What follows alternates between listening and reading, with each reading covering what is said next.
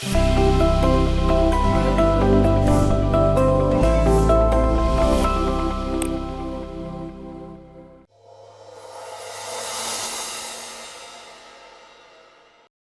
class, how are you all doing? I hope everyone is healthy, everyone is keeping well, है ना?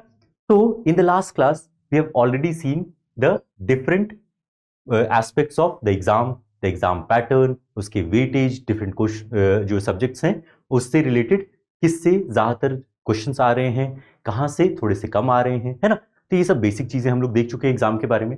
अब एक बहुत इंपॉर्टेंट एस्पेक्ट है एग्जाम का, which is with respect to what, कि जब आपके सामने में क्वेश्चन पेपर आता है तो आप इसको अप्रोच कैसे करते हैं। ठीक है, जो हम लोग लास्ट क्लास में डिस्कस किए थे ना कि there is a way to attempt these questions, तो उसको थोड़ा सा आपको जानना जरूरी है। कई एक बार it is really helpful if you know what to do when you are receiving that question paper. अब देखिए, डर लगना बहुत ही नॉर्मल है, बहुत ही नॉर्मल है, सबको लगता है, सबकी धड़कनें तेज होती हैं, right? But what you have to do is you have to have a game plan in place. ठीक है, when you receive your question paper, there are 2-3 things that you have to keep in mind. First of all, it is an important question paper. It is one of the most important things that you are going to attempt in the last 1 year. ठीक है, exam purposes से, of course academically only, right? तो आपको उसको उतना seriousness देना है, but इसका मतलब ये नहीं है कि उसको हाई तौबा मचा लेना है, right? It is important, it is very, उसके लिए जिसका आपने साल भर मेहनत की होगी, बट ऐसा भी नहीं है कि एकदम जो है ना एकदम डू और डाई वाली चीज नहीं है। तो उतना ही डरिए, उतना ही अपने मन को जो है चिंता रखना है जितना उसको वो डिजर्व करता है, उससे ज्यादा नहीं। ठीक है, फिर आएगा एग्जाम, और भी दुनिया के एग्जाम्स हैं, राइट? तो अपने पहले मन को जो है ये शांत रखना है कि देखिए क्वेश्चन पेपर है, इसमें कुछ वर्ड्स लिखे होंगे, पढ़ेंगे, सही आता है तो लिखेंगे, नहीं आता है कोई बात नहीं, अगली बार ट्राई करेंगे, राइट? देखिए, ये कहना बहुत आसान है, हम बिल्कुल समझते हैं, हम भी वो एग्जाम, ये सब एग्जाम दिए हुए हैं, ठीक है, कहना बहुत इजी है, बट अनफॉर्चुनेटली जो है ये सबके लिए पॉसिबल नहीं होता है। कई एक लोगों के लिए genuinely it might be the last attempt, और इट माइट बी कि भाई एक बार ही दे सकते हैं, अगली बार के लिए जो है हो सकता है रिसोर्सेज नहीं हो। ठीक है, तो ये बिल्कुल हम समझते हैं, बट उस पर्टिकुलर टाइम पीरियड के लिए अपने आप को एक तरीके से ये आपको समझाना, अपने आप को काम डाउन करना बहुत इंपॉर्टेंट होता है, राइट? तो as soon as you receive your question paper, what you have to do is कि first of all take a good look at all the different pages कि is it all right। कहीं पे कोई अगर जो है ना पेज मुड़ा हुआ है, प्रिंटिंग नहीं है, उसको इमीडिएटली बदलवा लीजिए। ठीक है, तुरंत में बदलवा लीजिए, कुछ ज्यादा सोचना नहीं है। बाद में पता चला कि पेज नंबर 19वें में जो है ना एक पूरा का पूरा एक side of the paper he missing है, ऐसा कुछ ना हो। एक बार उसको पूरा पलट करके आप अपने से देख लीजिए। उसके बाद आप क्या करते हैं, तो उसके बाद आप जाते हैं और फर्स्ट जो, या तो आप पीछे से या आगे से, अलग अलग लोगों का अपना अपना चॉइस होता है। First of all go through all the question papers, all the questions in the question paper. Go through मतलब क्या, तो एक ये जो अभी आप हम लोग क्या बात कर रहे हैं, ओके, यहां से हम लोग देखते हुए ही चलते हैं।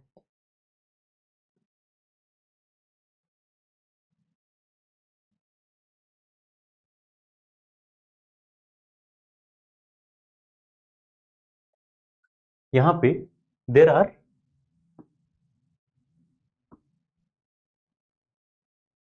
3 readings to any question paper.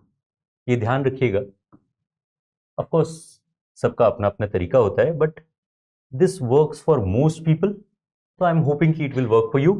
हाँ, ये जरूर है कि if there is any other system that works better for you then it's all right, otherwise you can follow this method. इसमें जब आप फर्स्ट रीडिंग कर रहे होंगे, right, when we are talking about the first reading of the question paper, आपको ये जैसे ही दिखा, आपको सबसे पहले क्या करना है, you have to go through all the question papers. आता हो नहीं आता हो, किस सब्जेक्ट से बिलोंग करता हो, हिस्ट्री हो, ज्योग्राफी हो, आपने उस चीज को पढ़ा हो नहीं पढ़ा हो, कोई दिक्कत नहीं, गो through all question papers.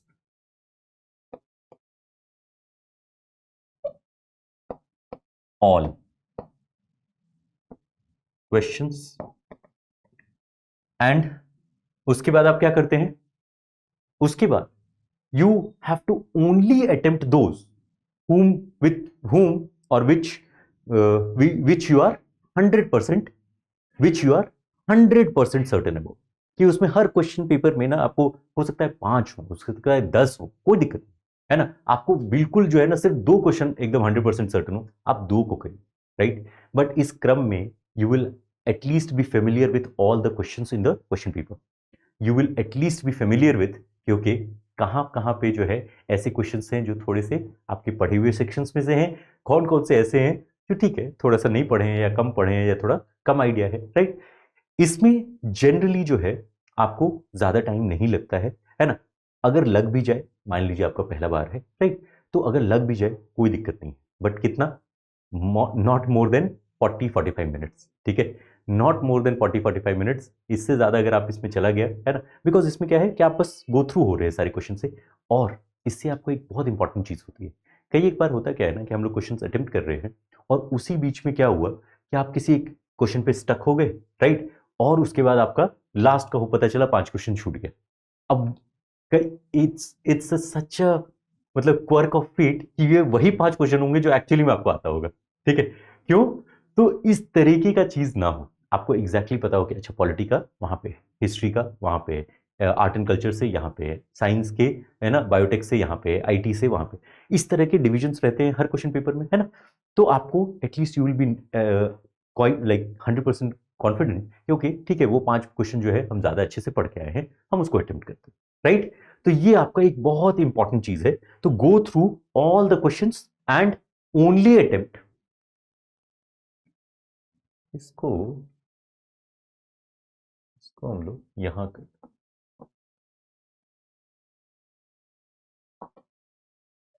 And only attempt those,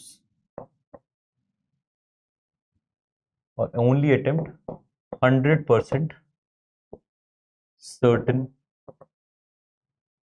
once, ठीक है, 100% सर्टेनिटी है तो आप उनको अटेम्प्ट आप यहां पे कर सकते हैं, ठीक है। तो दिस इज फर्स्ट रीडिंग, कि go through all the questions and only attempt those which you are 100% certain about, ठीक है। अब इसी में सेकेंड रीडिंग में आप क्या करते हैं, what do you do with respect to the second reading of the question, वहां पे बहुत क्रूशियल होता है, because now you are already familiar with the question paper, what you will do is in the second reading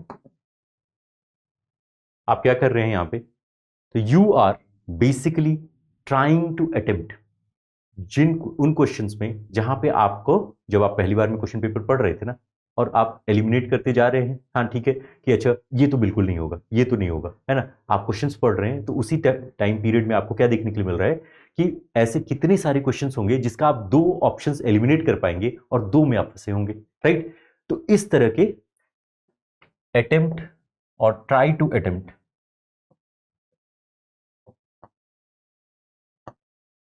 try to attempt 50-50 वाले questions, ठीक है। तो यहां पे ट्राई टू अटेम्प्ट 50-50 वाले क्वेश्चंस जिसमें at least you are able to, क्या, तो at least you are able to eliminate 2 options from the choices, right. Multiple choice question है भाई, नेगेटिव मार्किंग भी है, तो यहां पे जितनी आपको अपनी तरफ से ऑनेस्टी रहेगी कि हाँ एक्चुअली में आई नो कि ये 2 ऑप्शंस जो है गलत हैं, तभी इस चीज को अटेम्प्ट करिएगा। इसमें भी अगेन मान लीजिए आपका इस जगह पे सिर्फ 10 हो सकता है 15 ही क्वेश्चन आपको सिर्फ आता हो, एकदम 100% सर्टेन, उसके बाद भी इस वाले पोर्शन में, है ना, आपको उतना ही अटेम्प्ट करिएगा जितना आपका 50-50 में हो पाए। अब अगर आपकी ठीक तरीके से तैयारी रहती है, आपने क्लासेस में अच्छे से ध्यान दिया हुआ है, आप अपने बेसिक बुक्स को आपने अच्छे से कवर किया है, न्यूज़पेपर के आपने नोट्स बनाए, तो ऐसा नहीं है कि यहाँ पे सिर्फ आप 10 ही क्वेश्चन करिए, this you can like take it from me, कि आराम से 20-25 तक तो ये आप ले जा सकते हैं, ठीक है, 30 तक भी ले जा सकते हैं, देयर इज नो मतलब जो है ना ऐसा कुछ भी नहीं है कि ऐसा कुछ ये पूछ देंगे कि जो आपको कभी एकदम कुछ भी नहीं पता होगा। इतने सारे क्वेश्चंस में एटलीस्ट जो है 20-25-30 क्वेश्चन तो आराम से ऐसे, मतलब ये हम परसेंटेज टर्म्स में कह रहे हैं ऑफ कोर्स, है ना, कि आराम से इतने होंगे कि आप जो है एटलीस्ट सुने होंगे, पढ़े होंगे और उससे आप डायरेक्टली आंसर कर पाएंगे। अगर ऐसा होता है कि आपको देखने के लिए मिलता है कि बहुत सारे क्वेश्चंस थोड़े से मान लीजिए टफर है तो सबके लिए होंगे, है ना। अगर बहुत सारे लोग इसमें फंसे हुए हैं तो ये तो बहुत सारे सब लोग फंसेंगे। और प्रोबेबिलिटी ये कहता है, ऑल्दो बैड लक अलग बात है, बट प्रोबेबिलिटी तो यही कहता है कि भाई अगर आप 50-50 वाले अटेम्प्ट करिएगा तो कुछ उसमें सही होंगे, कुछ उसमें गलत होंगे, राइट, है ना। जनरली 50-50 का प्रोबेबिलिटी भी 50-50 है कि उसमें से दो में से एक सही होने के चांसेस हैं, राइट। तो इसमें जो है ध्यान रखिएगा कि एटलीस्ट जो है ना आपने दो ऑप्शंस जरूर एलिमिनेट कर लिया हो, तभी इसको अटेम्प्ट करिएगा इन दिस वन, ठीक है। Otherwise don't do it, otherwise वो ऐसी बात नहीं है। थर्ड रीडिंग इसी के लिए रहता है। अब यहां पे थर्ड रीडिंग की जब आप बात करते हैं ना, तो ये बहुत क्रूशियल हो जाता है इस सेंस में कि this is the step of the process जहां पे आप क्या करते हैं कि आप सारे जो है क्वेश्चंस को आपने देख लिया है, आप उसको 2 बार पढ़ चुके हैं, तो यू नो कि कितने आप पानी में, राइट। अब यहां पे आप क्या करते हैं कि carefully mark the answers that you are certain about, है ना। यहां पे अभी तक आपने जो 2 अटेम्प्ट में जितने क्वेश्चंस को अटेम्प्ट किया है, carefully attempt and mark your answers. In fact exam का प्रेशर एक इतनी ही ऑलमोस्ट जो है फनी चीज होती है कि आपका सब कुछ सही होगा, आपने प्रॉपर क्वेश्चन पेपर पे मार्क किया होगा, और उस समय के किसी एक जो है ना समय के आप कह सकते हैं ऑलमोस्ट डर किसी तरह का जो है ना माइंड में कुछ और आया और एक ऑप्शन ऊपर नीचे हो गया। उसके बाद के अपने 3-4 क्वेश्चन जो है ना, अगर आपने मान लीजिए इसमें कहा कि हाँ जो है ना सिर्फ एग्जाम्पल 21 का ए 22 का सी, इस तरीके से आपने दिमाग में रखा है और उसको आप मार्क करने जा रहे हैं, एक किसी का गलती, उसके अगले के 3-4 और आपके साथ साथ गलत हो, राइट। तो ऐसा कुछ ना हो, बहुत केयरफुली जो है ना, अगर आपने कोई इतने मेहनत करके उस चीज़ को अटेम्प्ट कर लिया है, आता है सब कुछ ठीक है, तो उसको OMR शीट पे भी वो सही सही चली जाए, इसको भी ध्यान रखना है, ठीक है। तो mark your answers carefully and only, अब यहां पे चूंकि negative marking, right, of course you have to cross the cut off, but also you have to focus कि अगर आपका ठीक ठाक जा रहा है तो डोंट अटेम्प्ट टू मच कि भाई जो है ना अरे थोड़ा और ले आएंगे, कुछ ऐसा नहीं होगा। आराम से इसको दीजिए, जितना आता है उसको उतना दीजिए। एंड उसके बाद अब आप क्या करते हैं थर्ड रीडिंग में कि नाउ अटेम्प्ट दोज क्वेश्चंस जहां पे एटलीस्ट आपको पता है कि हाँ आपने पढ़ा जरूर है अच्छे से, उन टॉपिक्स को एटलीस्ट आपने कवर किया हुआ है, बस क्या हो रहा है कि शायद रिकॉल करने में दिक्कत आ रही है। तो इसमें नाउ यू कैन अटेम्प्ट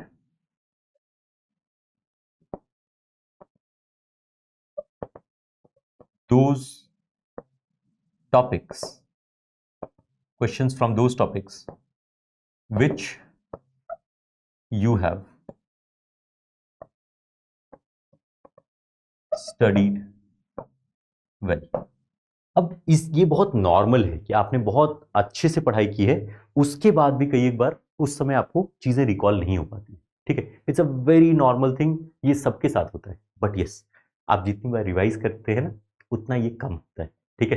तो अगर देख लीजिए कि जो भी आपका कट ऑफ चल रहा है, अगर वो फर्स्ट और सेकेंड रीडिंग में आप उस चीज के बहुत क्लोज हैं या कवर हो गया है, तो फिर जो है थर्ड रीडिंग आपके लिए यहीं पे खत्म हो जाती है, ठीक है। कि carefully mark all your answers, एक बार उसको क्वेश्चन को देखते हुए साथ में, है ना। But if you are a bit farther away from the cut off और आपको लग रहा है कि नहीं अभी थोड़ा सा बचा हुआ है ना, तो फिर क्या करिए कि उन टॉपिक्स को उठाइए which you have actually studied well, ताकि एटलीस्ट अगर आप उसमें गेस भी करते हैं ना तो इट इज अ क्या educated guess, it is an educated guess और रैंडम गेस नहीं है कि एबीसीडी भर, ठीक है ना। ये बहुत नॉर्मल कॉमन सेंसिकल बातें हैं, बट कई एक बार आपको एक बार सुनना जरूरी हो जाता है सो दैट कि आपके सामने जब ऐसी कुछ चीजें हैं ना तो उसमें आपको फिर दिक्कत ना हो, राइट। अब इसी तरीके से इस चीज को ध्यान दीजिएगा कि when you are attempting these questions, जो कोई भी क्वेश्चन हो सकता है, अभी हम लोग अगर जब एक थोड़ा सा अगर आप पढ़ लीजिएगा ना, उसके बाद पीवाईक्यू जब आप उठाइएगा तुरंत में मत उठाइएगा, कोई फायदा नहीं है ना। हाँ, एक अंडरस्टैंडिंग के लिए कि किस तरीके के क्वेश्चन पूछे जा रहे हैं उसके लिए आप पीवाईक्यूज देख सकते हैं, बट पीवाईक्यू को सॉल्व तभी करिएगा जब एटलीस्ट आप बेसिक बुक्स जो है वो आप पढ़ लिए होंगे, राइट। तो दैट कि भाई ना आपको शुरू में ही जो है ना सारा कॉन्फिडेंस जीरो ना हो जाए, राइट। तो आप जब एटलीस्ट एक बेसिक बुक्स कवर कर लिए हैं, एनसीईआरटीज कवर कर लिए हैं, 2 4 5 महीने का आपने न्यूज़पेपर देख लिया है, उसके बाद एटलीस्ट 2 महीने का तो जरूर ही कम से कम, है ना, 2 महीने का एटलीस्ट आपने न्यूज़पेपर, तो at least you are having some basic knowledge about it, ठीक है, तब आप कुछ अटेम्प्ट करते हैं तो it is much more beneficial to you, और आपको उससे ज्यादा क्या एक अंडरस्टैंडिंग बढ़ती है, राइट। अब इसी में हम लोग जो है यहाँ पे बेसिक रीडिंग इसमें देखें कि किस तरीके से ये काम कर रहा है। इसी में जब आप न्यूज़पेपर उठाइएगा ना, तो उसमें ये एक बस एग्जाम्पल के थ्रू है, बट इसमें देखिए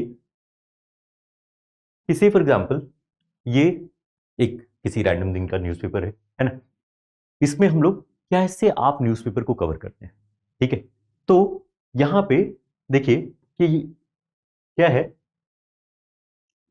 कि यहां पे एक न्यूज़पेपर है जिसमें सबसे पहला न्यूज़ है कि BJP scouts for new CM in Manipur after Biren's exit, ठीक है।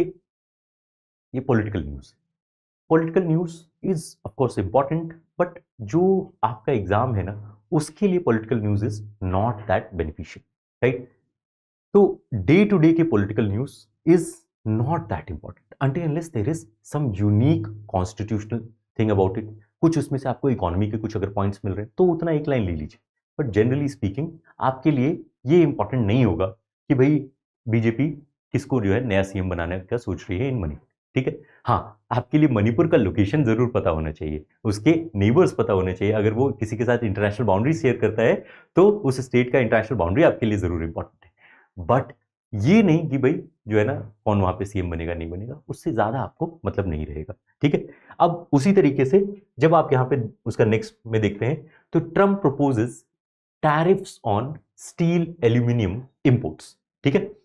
तो देखिए पहली बात तो आपको ना फैक्चुअल्स को ध्यान देना, whenever you are looking at these things, तो इसमें जो है आप फैक्चुअल्स को ध्यान दीजिए, और इसमें आप क्या करते हैं तो यू हैव टू अंडरस्टैंड कि व्हाट इज अ टैरिफ, है ना, what is a tariff,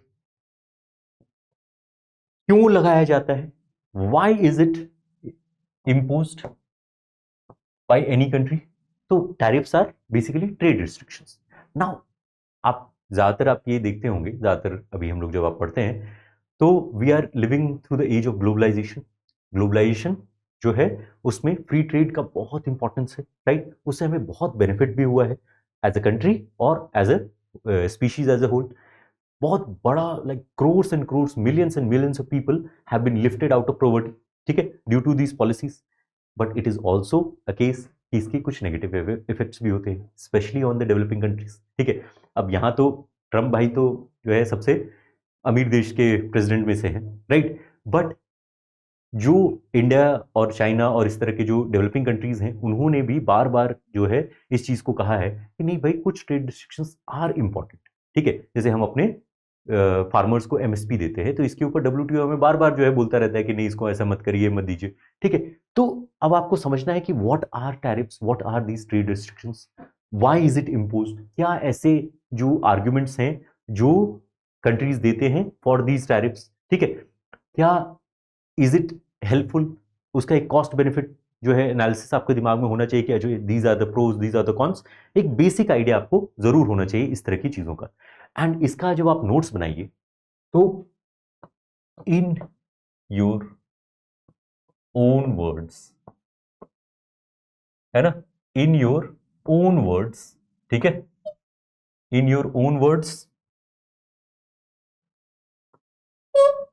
so that आप जब आंसर आपको जो है ना क्वेश्चन आए सामने में आए और उसको जो है या फिर इंटरव्यू में आपसे पूछा जाए, ठीक है, मान लीजिए यही सेम क्वेश्चन आपको इंटरव्यू में आपको पूछा जाता है कि what do you think about tariffs, है ना, and what is your view on से for example America imposing tariffs on steel and aluminium, ठीक है। तो इस तरह की चीजों में ना आपको थोड़ा सा अपने शब्दों में अगर आप उस चीज को व्यक्त कर पाते हैं लिखते वक्त ही, तो आप उसको बोलना भी ईजी होता है, आपके लिए एक कॉन्फिडेंस भी बढ़ता है कि नहीं आई नो एग्जैक्टली नो। जैसे इसी में से आपने जो न्यूज़पेपर के वर्ड्स को छाप दिया, कोई गलत नहीं, ठीक है, शुरू में सब लोग यही करते हैं, हम भी यही किए थे, सब लोग इसी तरीके से सीखते, बट इन अब धीरे धीरे एक after a point of time you have to inculcate that habit. और छोटे ऐसा कुछ नहीं है, इन योर ओन वर्ड्स, जैसे आपको भी कोई इतना बड़ा आर्टिकल नहीं लिखना है, आपको हो सकता है कितना 50 to 100 वर्ड्स में you can cover it. 50 to 100 words में you can cover it and that is good enough. 50 to 100 words में आप बेसिक फैक्चुअल्स और उसके बारे में कुछ दो चार सेंटेंसेस में उसके बारे में आप एक जानकारी अपने शब्दों में उस चीज को आप रख सकते हैं, ठीक है। तो इस तरीके से आपका इंपॉर्टेंट हो गया। तो ये आप जब न्यूज़पेपर देख रहे हैं तो आपको इसको देखना इस तरीके से जरूरी है। अब when you are in the class तो हम लोग ये आपको प्रॉपरली सिखाएंगे, क्यों? क्योंकि हर एक पेज का अलग अलग डिफरेंस होगा। जैसे इकोनॉमी के पेज में और आईआर के पेज में कई एक ऐसी चीजें होंगी, अभी देखते हैं, जैसे जो बिल्कुल ही आपके काम का नहीं होगा, ठीक है। जैसे से for example this is still, है ना, यहाँ पे economy, okay, so this is business and world, right. तो यहाँ देखते हैं थोड़ा बिजनेस वाले में, राइट। जनरली हम लोग इकोनॉमी से इसको रिलेट करेंगे। इसमें एक बार आप देखिए तो southern states should benchmark themselves against the world, से सीईए, ठीक है। इंपॉर्टेंट भी हो सकता है, नहीं भी हो सकता है, बट अभी के लिए इसको रहने देते हैं, है ना। India stage stoic on Trump's aluminium steel tariffs gambit, ठीक है। अब ये सेम फर्स्ट पेज का न्यूज यहाँ पे आपको कैरी ओवर हो रहा है। तो नाउ यू कैन अंडरस्टैंड कि okay this is actually an important aspect of it. अब यहाँ पे आपको थोड़ा जानकारी होना चाहिए कि जब ट्रंप जो है या फिर अमेरिका जो है किसी चीज पे टैरिफ लगा रहा है तो उससे हमारी इकोनॉमी का क्या कनेक्शन है। Are we importing these things to America, ठीक है। हमारा इंडिया और यूएस का ट्रेड रिलेशन कैसा है, right. Are we in surplus, है। तो आपको पता है कि we are running a surplus with respect to the Indian US trade relations, ठीक है। जैसे इंडिया और चाइना के बीच में China is having a surplus, उसी तरीके से इंडिया और यूएस के बीच में India is running a surplus with respect to foreign trade, ठीक है। तो यहाँ पे अब आपको अगेन वो चीज यहाँ पे एक्सप्लेन्ड है, तो अब ये आपके लिए इंपॉर्टेंट हो जाता है, इसमें आपको देखना होगा, ठीक है। अब इसी में कुछ ऐसे इसमें होंगे जो कि उतना इंपॉर्टेंट नहीं भी होता है, जैसे कि Apollo hospitals Q3 that is third quarter net profit jumps इतना इतना टू इतना इतना करोड़, आपके लिए कोई इंपॉर्टेंट नहीं है, ठीक है। हाँ, एक ये हो सकता है कि भाई हेल्थ केयर में इस तरीके से प्रॉफिट बढ़ रहा है, बट नथिंग मच, राइट। तो ये आपके लिए that is not that important, even though इसमें जो है आपके इकोनॉमी और बिजनेस वाले इसमें से है, बट ये आपको इतना इंपॉर्टेंट नहीं है, ठीक है। तो ये आपको जो डिवाइड करना कि okay this is important, this is with respect to my syllabus, ये आप किस लिए करिएगा, क्योंकि आपने शुरू में हमने क्या कहा था कि सामने में आपके सिलेबस है, और जितना ज्यादा आप पढ़ते जाइएगा you will be familiar with all the different parts of the syllabus. अच्छा हाँ, ये इस चैप्टर में हमने पढ़ा था, ये इस जगह पे न्यूज में हम लोग देखे हुए थे, राइट। तो it will be easier for you to discern between important and unimportant topics, right. इसी तरीके से अगर हम लोग नेक्स्ट में देखिएगा तो ये देखिए कि यहाँ पे हम लोग वर्ल्ड न्यूज देख रहे हैं। IR is a very important thing, है ना, क्वेश्चन पूछे आते हैं, राइट। और आईआर में ना क्या करते हैं कि इकोनॉमिक्स भी ऐड हो जाता है, हिस्ट्री भी कई एक बार ऐड हो जाता है, ज्योग्राफी भी ऐड हो जाता है, राइट। तो इसका थोड़ा सा आपको एक मल्टी डायमेंशनल तरीके से इसको ध्यान देना होता है, राइट। अब इसी में डिफरेंट डिफरेंट यहाँ पे आपके न्यूज हेडलाइंस है। अब देखिए यहाँ पे हमास, ये कहां से बिलोंग करता है, तो दिस इज अ ग्रुप जो पैलेस्टाइन से बिलोंग करता है। तो एटलीस्ट जो है ना इस तरह के जो कॉन्फ्लिक्ट एरियाज हुए वो आपके लिए अब इंपॉर्टेंट है। उसकी जगह से रिलेटेड जो इंपॉर्टेंट एरियाज होंगे, ज्योग्राफिकल लोकेशंस होंगे, उनके आसपास में अगर कोई फीचर, ज्योग्राफिकल फीचर्स होगा कि फॉर एग्जांपल मेडिटेरेनियन सी है, ठीक है, फिर उसी के बगल में सी ऑफ अजोब है, सी ऑफ गैलीलेई है, राइट, आपको सुएज कैनाल है, राइट। तो दीज आर द थिंग्स जो कि आपको डायरेक्टली पूछा जा सकता है because it is from the near by conflict area. क्यों? क्योंकि इट इज अ न्यूज, है ना, और यूपीएससी को जो है it is a direct thing कि भाई आप जो है ये पिछले एक साल में ये सब चीजें चल रही है, वहां पे इससे रिलेटेड न्यूज आया है, आपको तो जानकारी होनी चाहिए, राइट। तो ये अब आपके लिए ना इस पर्टिकुलर इसमें कि भाई Hamas to stop release of prisoners, है ना, अक्यूजेस इजराइल ऑफ ये क्या ceasefire violations. Of course it is important कि एक बार इसको आप हेडलाइन देख लीजिए कि कहीं उसमें कुछ काम की चीज तो नहीं है, but it is even more important कि आप उस जगह का ज्योग्राफी, उस जगह का बेसिक जो है, अगर कोई कनेक्शन है इंडिया के साथ, राइट, अगर वहां पे इंडियन डायस्पोरा है तो उसको थोड़ा सा देख लेंगे, राइट। तो जहां पे भी इंडिया का कोई कंसर्न होगा उस चीज़ को ज़रूर आपको देखना होगा, प्लस उसकी ज्योग्राफी के बारे में और ये सब, क्योंकि world geography is a important section of your syllabus. World history नहीं है बट वर्ल्ड ज्योग्राफी ज़रूर है, ठीक है ना। तो इस तरीके से आप इसको न्यूज़पेपर को देखते हैं। अब इसी का जो आप नोट्स बनाते हैं, इसके लिए हमने कल भी बात की थी कि या तो आप क्या करिए कि भाई प्रॉपर्ली अपने हाथों से बनाइए, अपने से बनाइए, थोड़ा सा एफर्ट लगेगा बट एक पॉइंट ऑफ टाइम के बाद it becomes much more beneficial to you. हाँ, कुछ लोग हो सकते हैं जो काम करने के साथ और दूसरी चीज़ों करने के साथ या इनके पास इतना टाइम नहीं होगा, तो उसके लिए आपको of course there are many money sources, जिसको जो भी आपको ठीक लगे आप उसको फॉलो करिए, ठीक है। अगर आप क्लास में आते हैं तो ये सारी चीज़ें हम लोग साथ में करेंगे, कहीं पे आपको दिक्कत होगा, कहीं पे आप छूट जाते हैं तो वो हम लोग साथ में उस चीज़ को प्रोवाइड करवा देते हैं, ताकि आपके पास एक रेडी जो है क्या रहे कि आप उसको तुरंत में आपके पास एक फीडबैक लूप रहे, राइट। आप कभी भी आपको कोई कहीं पे आप फंसिए तो आपको जो है ना 2 घंटे बर्बाद नहीं करना है नेट पे, राइट। आप इमीडिएटली आकर के अगले क्लास में पूछ सकते हैं कि सर हम ये चीज़ पढ़ रहे थे, ये हमको समझ में नहीं आया, ज़रा बता दीजिए आप, ठीक है। जो भी उस सब्जेक्ट से रिलेटेड टीचर होंगे वो आपको तुरंत वहाँ पे आपको वो क्लियर कर देंगे, ठीक है। तो that is a benefit of क्या ना कि भाई आप अगर किसी जगह पे आप पढ़ रहे हैं, लेकिन ऐसा कुछ भी नहीं है कि ये लोग अपने से नहीं कर पाते। ये आप ध्यान रखिएगा कि इट इज़ प्योरली यहाँ पे हम आपके साथ कितना भी मेहनत कर लें, हम कितने भी अच्छे तरीके से इसको पढ़ा लें, अल्टीमेटली आपका जो है वो मेहनत ही आपको आगे बढ़ा के लेके जाता है। तो ये दोनों चीज़ें आपके लिए इंपॉर्टेंट है, ठीक है।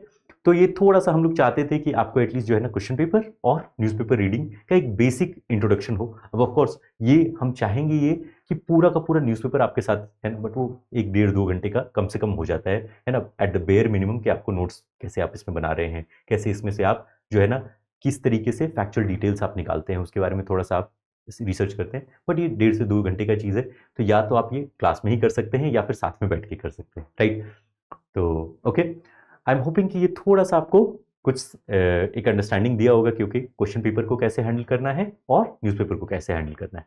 अब इसके बाद वाले जो सेशंस होंगे उसमें हम क्या करेंगे कि कुछ टॉपिक्स को उठाएंगे और उनको जो है एक्चुअल में अंडरस्टैंड करेंगे कि okay, this is the fundamental bits about it and this is the exam specific bits about it, उसको हम लोग उस तरीके से देखेंगे, ठीक है। चलिए, wish you all the very best, ख्याल रखिएगा, खुश रहिए, खूब बढ़िया से पढ़ाई करते रहिए and meet you in the next class. Thank you.